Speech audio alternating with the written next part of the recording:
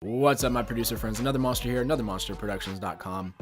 Welcome back to another video. So last week I spent like 3 solid days working on this Andrew Wong remix competition, which if you guys aren't really familiar, there's a competition going on Metapop. Andrew Wong is obviously a huge YouTuber. He does a lot of really awesome videos. So I'll link to the competition and also to my track in the description of this video if you guys want to check that stuff out. Also, Native Instruments has actually teamed up with him doing this competition. So even if you don't want to participate in the competition, they're giving away this bundle of plugins, which they're calling Complete Start. And there's a lot of really powerful, awesome plugins. So take advantage of that while they're giving this stuff away. Go ahead. I'll leave that in the description for you guys as well. Because I was working so much on that project, I unfortunately was not able to finish a complete song this time. I've been going back and forth about whether or not to just like throw together a trap beat and walk through that or something. I probably will do that at some point, but I could do that in like a couple hours. But I want to do something a little bit more in depth for you guys this week. And I have had some suggestions to do dubstep and a couple other genres. I am going to get to those, I promise. This is just kind of what I was feeling this week. So this is future bass. And if you guys aren't really familiar, last week I did lo-fi hip hop. I'll leave a link in the description of this video if you guys want to check out that. And the week before that, I did synthwave. Leave a link in the description for that as well. So what I have done is I have the drop, and this is what we're going to be walking through today, is just the drop. I also completed sort of an intro and kind of half of a verse. It's not really complete. It's just sort of an idea and an outline. And then I have just a basic chord progression for the build-up. The build-up is not even close to being completed. But I have pretty much completed the drop, and like I said, that's what I want to talk about today. It kind of works out anyway, because if I walk through the entire video, it would probably take an hour. So this way I can walk through just the drop. There's a lot going on here, so it's definitely going to be a pretty helpful video for a lot of you guys. So when it comes to future bass, a lot of people will try and date it all the way back to 2006 with Burial's self-titled debut album. I don't necessarily want to get into a debate about whether or not that's true, but I think that we all can agree that Flume is sort of the godfather of the sound that we think of when we hear the word future bass today. And he was releasing stuff all the way back in like 2013, I think even 2012, maybe even earlier than that. Now, we have our guys come on later, like our San Holo, Alinium, guys like that, who even brought it more into what we think of when we hear future bass today. And then of course, even after that, we have guys like Marshmello, Martin Garrix, Chainsmokers, who brought even more of sort of a poppy vibe to the genre. So when it comes to what I did with mine, I wanted to sort of encompass the more of the San Holo, Alinium style future bass. So we got our tempo set at 150. We have our sort of super saws synth sounds, which then are like quote unquote modulated. I'll show you kind of how I did that within my track in just a second. We have our trap drums. Oftentimes future bass will also have more of organic, almost like Foley sounding drums, especially with the hi-hats and the snare, and lots of toms, lots of tom rolls or whatever. And then of course we have generally it's going to be like our 808 bass sounds, bringing in the bass region on the drop. So let's go ahead and take a listen to my whole track. Keep in mind that this is not finished. The drop's pretty much finished, and that we'll be going over just the drop section in just a second.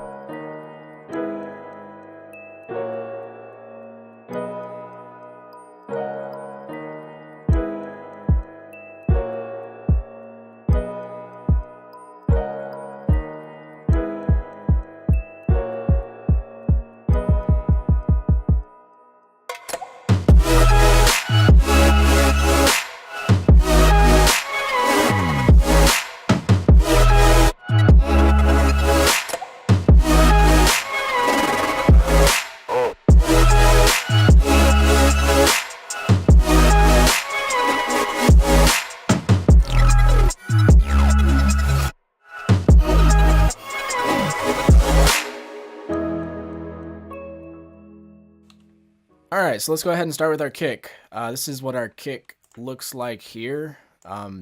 Here, I'll mute these side chains. It's just a very simple pattern, and it sounds like this. So I went ahead and did a little EQing on it, and that looks like this.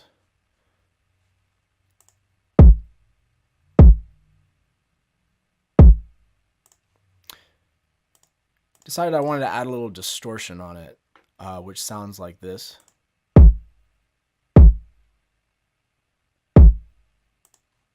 So not a whole lot going on there, just a little bit. And then also added a little compression, which looks like this.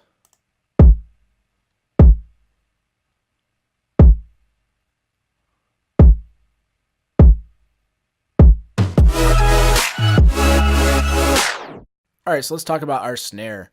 I wanted the very in-your-face snare with this track, and I feel like I did a pretty good job achieving that. I have two snares layered together and then a bongo on top.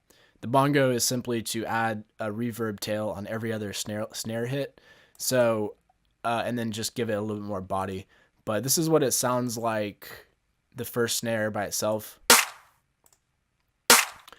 So basically what I did was I took this snare sound and I EQ'd it. I took a little bit of this 3K hertz region out, and then I compressed it a little bit, and then I layered it with this snare sound, which sounds like this together. So this snare sound is sort of what gives it that future bassy snare sound, I think. But again, you know, both of these snares are kind of a little bit more in the treble region than you would expect for future bass, but I was okay with that in this track. Looks like I tried to boost a little bit in the 500 hertz region just to sort of give it a little bit more of that body. And then I took out a little bit in the 2.7K hertz region. And then, of course, I added a reverb, which is ginormous, which, you know, gives it that future bass sound. And then a little bit of compression, which looks like this. And all together sounds like this.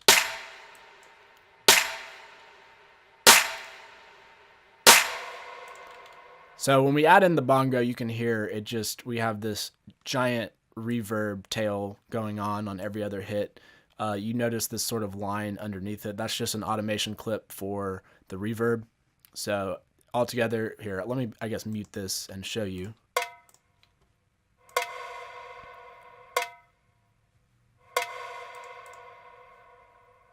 That's what this reverb looks like.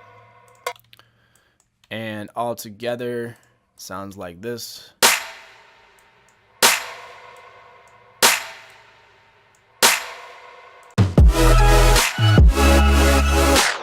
All right, so let's talk about our drum fills, or our toms, essentially.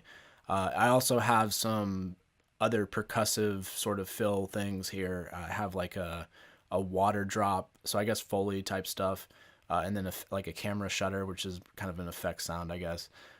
But here, let's listen to all that stuff.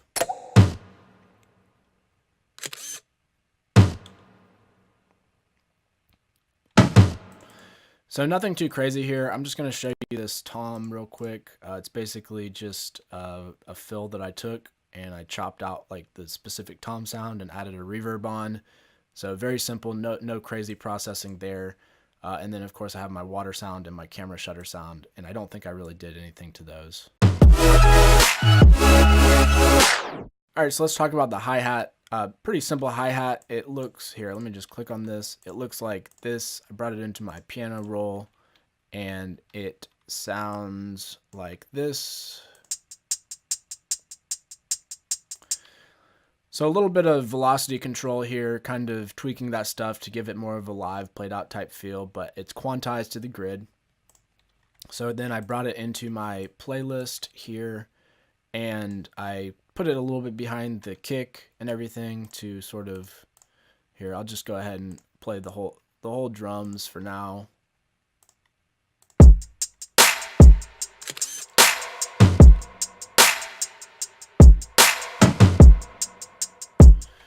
just to give it a little bit of that groove and, you know, sort of.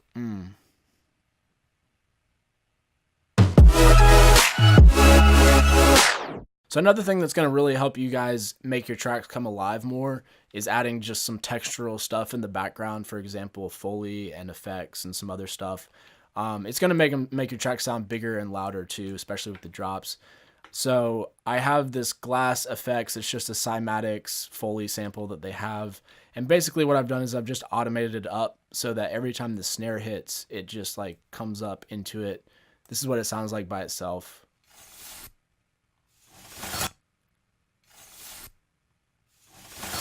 And then I'll just throw the snare on there just so you can kind of hear it.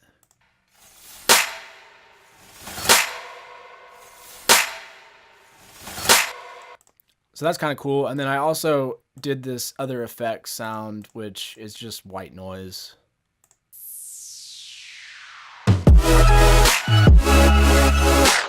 All right, so let's talk about the sub bass. It's just an 808. Here, let me go to my initial sample if I can find it. It is a Ginseng 808. I loaded it into my piano roll here. It sounds like this.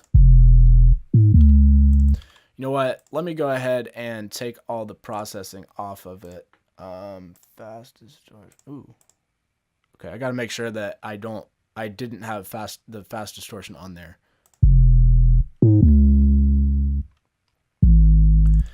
So I did a lot of processing on this 808 to really make it like bang super hard. And first thing I did was I added some EQ. Looks like this. Got some of this sub boosted there. Then I did a multiband compressor on it.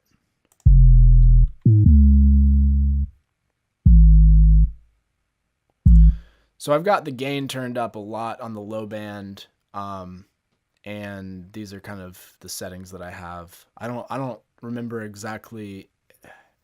I don't remember if I'm pretty sure I clicked on some sort of preset and I don't remember what it was, and then I just tweaked it from there. But if you guys want to pause the video, you can take a look at sort of what's going on here. Next, I had tried to add fruity distortion on it because a lot of times I'll like that. I guess I decided I didn't like it, so I took it off. Then I added a sound goodizer, just adding, oh wow, just a tiny bit of saturation, the tiniest of tinies. And then I added another EQ. Let's see what I have on this EQ here. Okay, I took out some of those super low rumbles down here around 20 hertz.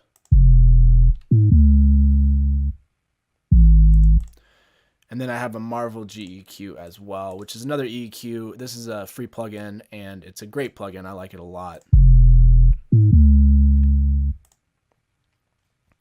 It is cutting out some of the 20 hertz frequencies, and it looks like I'm actually boosting up around 31.7 and 50, and also up around 80 hertz as well. So I'm really bumping that up.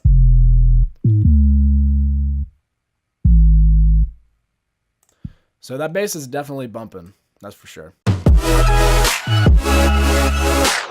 Alright guys, so it's the moment that you've all been waiting for. It's time to talk about our future bass chords and synths. So I have a couple synths here, and then I also layered them with another vocal just to make it even bigger. So the first synth that I have, I'll mute this, is basically, it's a preset in GMS called Classic Detune, which is essentially just a really nice sounding super saw. Sounds like this.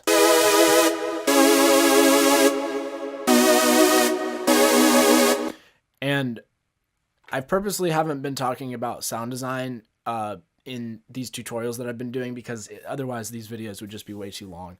But I am in the process of putting out a series as sort of, it's like an introduction into sound design and synthesis, and it's to help you understand the fundamentals of sound design. So if you are interested in getting in sound design and you don't really know anything about it, definitely go check out that video. I'll put a link on the screen now and also in the description for you guys. But I layered that synth. We'll talk about processing in just a second, but I layered that synth with this synth, which I have basically panned out left and right using stereo expansion or dimension expansion, whatever, and I the two, like basically the two layered together makes it just sound really, really full, really, really wide, and have an awesome stereo image, which is what I was going for. You can't hear that, unfortunately, because I'm streaming this in mono, but together it sounds like this.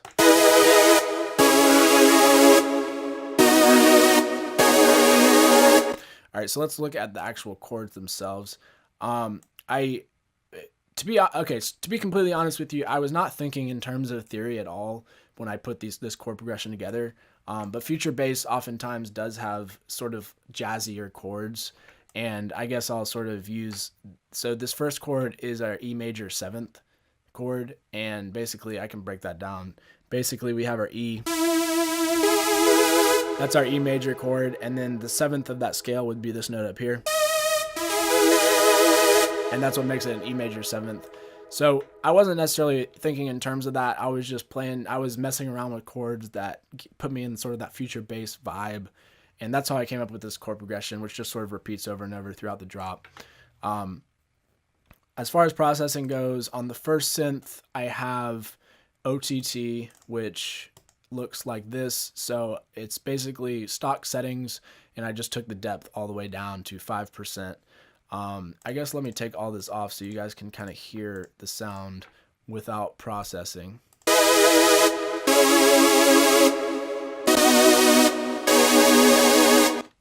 So already a really great sounding synth. I put my isotope vinyl on and just put the wear all the way up. That's for automation purposes at one particular part of the drop. I put a dimension expander on, just looks like that.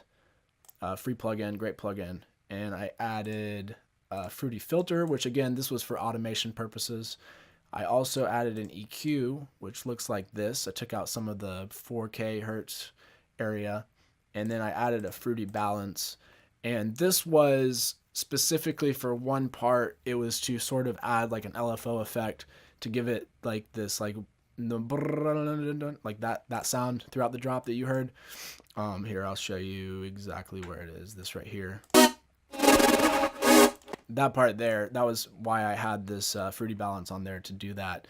And then I just basically went in there manually and plotted this out to give it that effect. Now, as far as the modulation, I generally speaking, you would use like an LFO or something like that to get that sort of sound. But what I did is I just used sidechain. So again, I talked about this in my last tutorial, but I basically took these kicks, muted them, put a Fruity Peak controller on them, and then muted that. So they're ghost kicks. And then I linked these synths to them, which gives them this sound.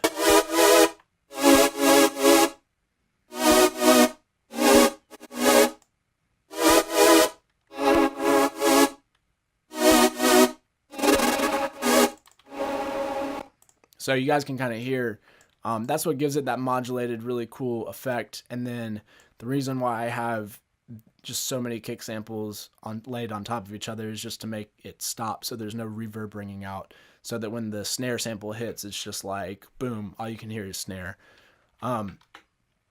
Now, I also layered it with this sound here, which is a vocal sample.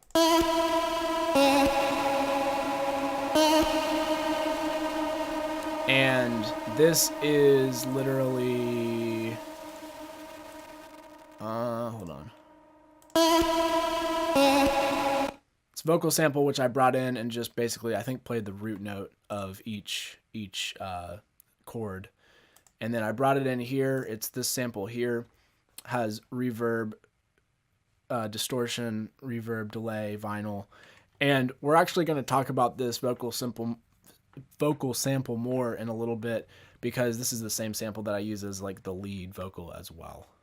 And one last thing that I did to this synth here is you probably heard this, but I added this automation clip, which is channel pitch. So I basically automated the pitch of the sample, and here, let's go into, I automated the pitch here, essentially, or it would be if we were looking at this, it would be in here. I automated the pitch here and made it swell in so you guys can kind of hear it.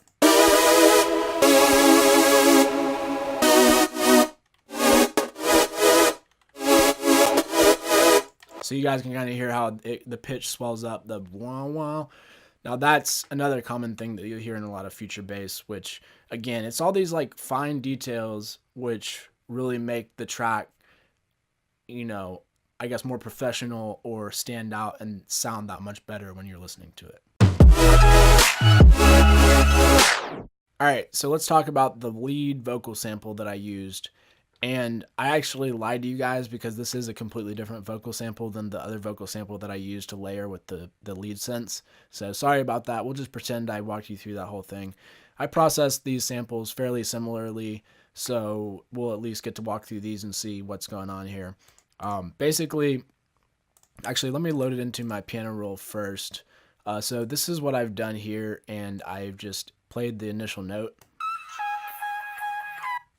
which is actually my girlfriend singing, which I've pitched up. And I have changed the vocal, like the pitch, by sliding these things up. The reason for the different colors is this way FL Studio actually knows that this chord only moves, or I'm sorry, this note right here, this affects only that note, and same with this one.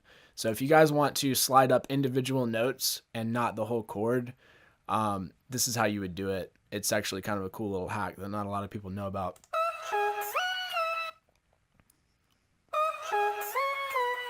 So anyway, that's the melody that I came up with.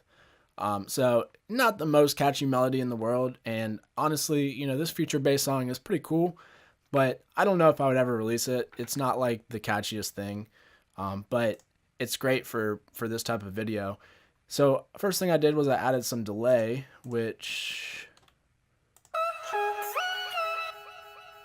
sounds like that. Then a little bit of reverb, which looks like this and sounds like this.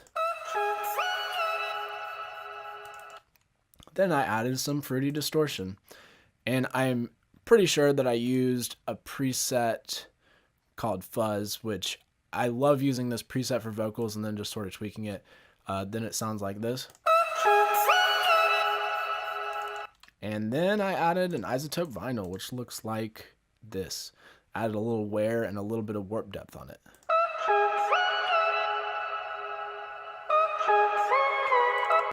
And then we added some OTT.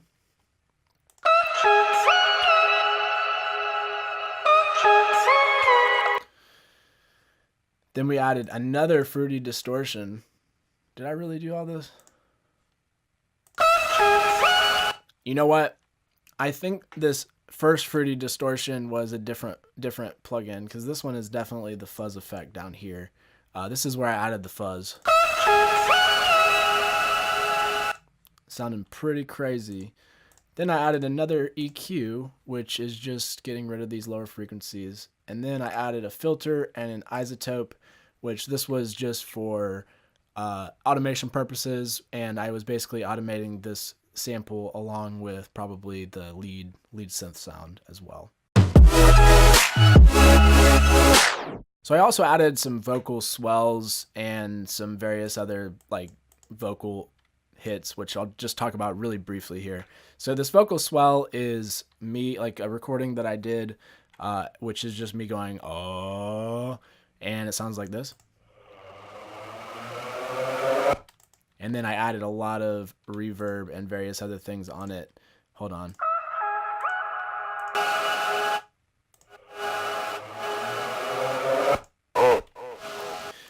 So I had already processed this previous to doing this video, and so all I have is an EQ to just cut out some of the low frequencies, but all the distortion and everything that you hear was from previous processing, and then I just layered it, probably panned it left and right. Let's take a look. Yep, that's exactly what I did. I panned it hard left and hard right to give it a really full sound. And then this is just a vocal sample of a guy saying and let's see, vocal 10.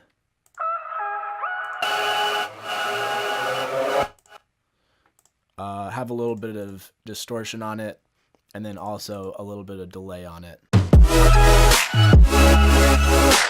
So I added another bass sound. It's called Basic Acid Bass. So it's just a basic acid bass.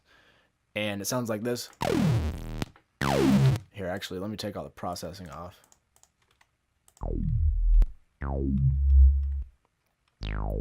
There's your basic acid bass right there. So I took it in, took an EQ on it, took out the low frequencies or the sub frequencies, put a distortion on it, which sounds like this. Then I added a Fruity Blood overdrive as well, I guess. Did I have this highlighted? Yeah. So more overdrive, and then another EQ, which is basically the same thing, just getting rid of more sub. Just wanted to make sure that none of that sub frequency was coming through there because I already had my 808 going on. So this was just, you know, extra layering on top of the saw and the square type, like basically all my lead synths that I had. I wanted sort of that mid to low frequency covered as well, just to give it a little bit more depth. And then also I have it automated up here so that it gets louder, I think.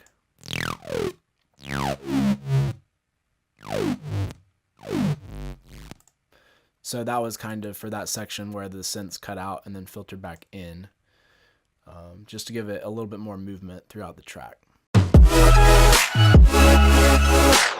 All right, so let's talk about this arpeggio that I have. I basically took another GMS synth, which looks like this. It's called Buzzin', and it sounds like this. I put it into my piano roll, and I plotted out every single note on this arpeggio, and I just kind of followed the chord progression and did, you know, made something that I thought sounded cool along with the chord progression. So I brought it into my mixer, and I added an auto pan on it, which I've talked about this plugin a lot in the past videos. Looks like this. So you may not be able to hear, but it's going back and forth, and I added the depth up to like 71%. So it's pretty panned left and right. And then I also added a delay, which sounds like this. So pretty cool stuff. All right, so that pretty much wraps up the video. Let's just talk about this little bass slide. I just took a bass slide and chopped it. Didn't even do any processing to it. That was just for that one section where I wanted that bass slide. And then also we have a little riser here. Oh. And what I've done here with this riser is I've put a little auto pan on it so it goes left and right. And then I basically just automated the volume of it so that it gives it sort of that sidechain effect there.